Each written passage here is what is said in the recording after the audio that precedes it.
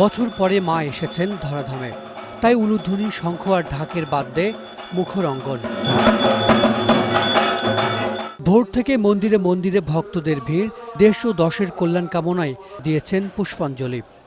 সারা বছরে কিন্তু আমরা টুকরো টুকরো করে আমাদের চাহিদাগুলো জমিয়ে রাখি যে মা আসবে এবং তার কাছে আমরা আমাদের প্রার্থনাগুলো রাখবো।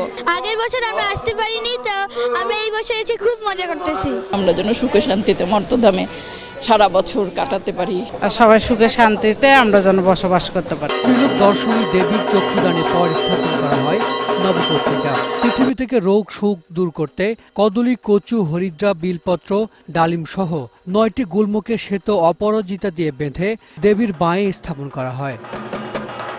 তাকে চক্ষুদান করা হয়েছে, তাকে প্রাণ প্রতিষ্ঠা করা হয়েছে। প্রাণ প্রতিষ্ঠার মাধ্যমে আমরা আজকে থেকে পুজো শুরু করলাম। অসুরের বিনাশ এবং অশুভ শক্তির ছায়া থেকে বিশ্ব মানবতাকে রক্ষা করতে মা দুর্গার সাক্ষাৎ সন্তুষ্টি অর্জনের আয়োজন ছিল মন্দিরে মন্দিরে।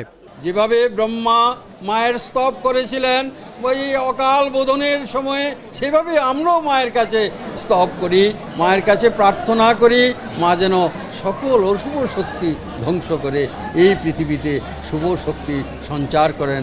সার্বজনীন সুখ সম্প্রীতির প্রার্থনাই ছিল সবার কণ্ঠে। হাসান মিসবাহ, 21 টেলিভিশন, ঢাকা।